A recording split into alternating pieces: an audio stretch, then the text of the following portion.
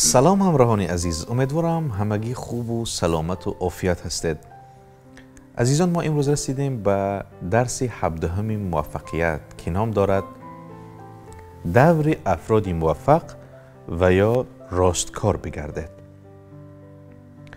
چارلی جونز یکی از متخصصان بسیار یک جمله زیبایی دارد که میگوید شخصیت و عملکرد شما بستگی دارد به اینکه در 5 سال گذشته با چه افراد رفت و آمد کردید و چه کتاب‌های خواندید. تقریباً 85% موفقیت و کامیابی شما در زندگی بستگی دارد به طرز مناسبتی که در فعالیت‌های شخصی و مالی با دیگران دارید. هرچقدر مردم شما را بیشتر بشناسند و به درستکاری و مثبت بودن به روش کاری شما ایمانی بیشتری داشته باشند، موفقیت شما بیشتر خواهد شد و سرعت پیشرفت شما بیشتر خواهد بود. تقریباً در هر نقطه گردش پیچ و خم زندگی شما کسی آنجا ایستاده تا به شما کمک کند یا شما را از کار باز دارد. افراد موفق عادت دارند شبکه‌های از رابطه‌های با کیفیت بالا را در سراسر زندگیشان برقرار و حفظ کنند و در این نتیجه آنها بیشتر از شخصی که هر شب زود به خانه می روند و به تماشای تلویزیون میشینند موفق هستند. هر چیز رابطه را می طلبد. تقریباً تمام مشکلات شما در زندگی از وارد شدن در رابطه های غلط با افرادی مشکلی دار و آلوده می باشد. تقریباً تمام موفقیت شما در زندگی بر رابطه های مؤثر بستگی دارد که با افرادی خوب دارید که یا به شما کمک میکنند و یا شما به آنها کمک میکنید. بیش از 90% موفقیت و کامیابی شما به گروهی بازگشته مربوط می شود. بنا به تعریف گروهی بازگشته به افرادی گفته می شود که شما طبق عادت و معمول با آنها آشنا هستید و وقتتان را با آنها می گذرانید. رفتار شما باید طوری باشد که بتوانید رفتارها، ارزش‌ها و قابلیت‌های افرادی که در اکثر وقتها با آنها همراه هستید بسنجید. اگر می‌خواهید شخصی موفق باشید، با افرادی مثبت رفت و آمد کنید. با افراد رفت و آمد کنید که مطمئن و شاد هستند و هدف‌های دارند و در زندگیشان در حال پیشرفت هستند. ولی از افرادی منفی که مشکل دارند و نالان از زندگی و کار هستند همیشه پرهیز کنید. اگر می‌خواهید با عقاب پرواز کنید، نمی‌توانید با مرغابی راه بروید.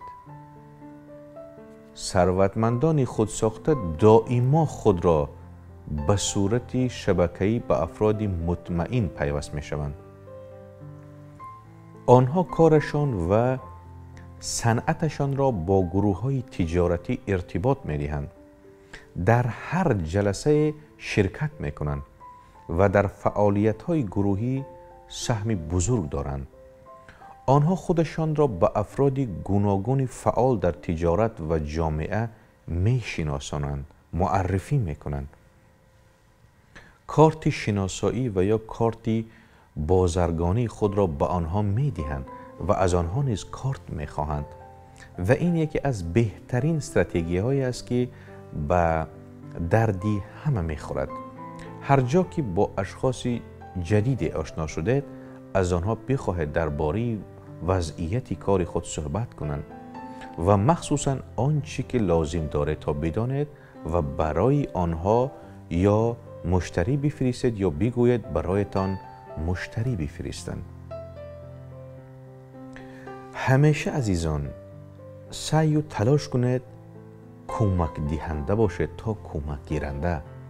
همواره دنبال پیدا کردن راه‌های نو باشید، نه در فکری حذف راه‌ها و روش‌ها.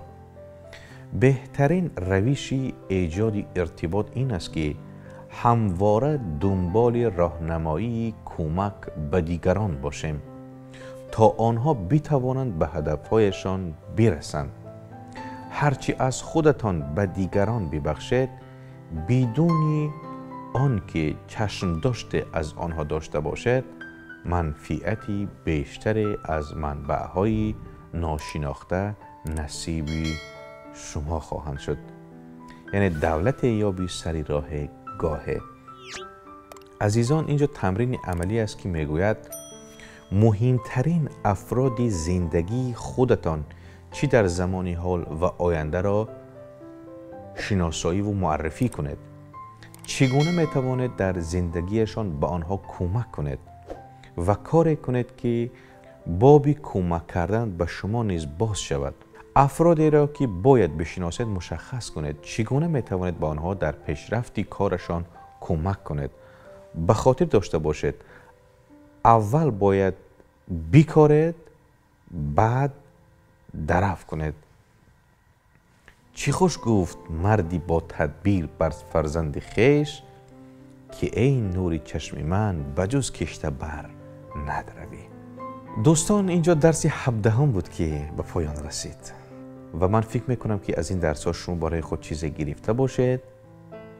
یعنی همه وقت در فرهنگ ما یک اصطلاح هست که میگویند با ماه شینی ماه شوی و با دک شینی سیاه شوی.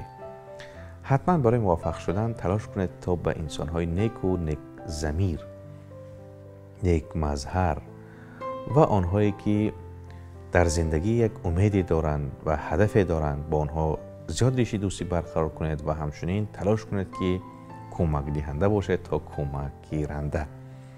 تا درس‌های دیگر پیروز و کامگار و موفق و سربلند بمانید. با دیگر نوارهای مرکزی خیرت بمانید.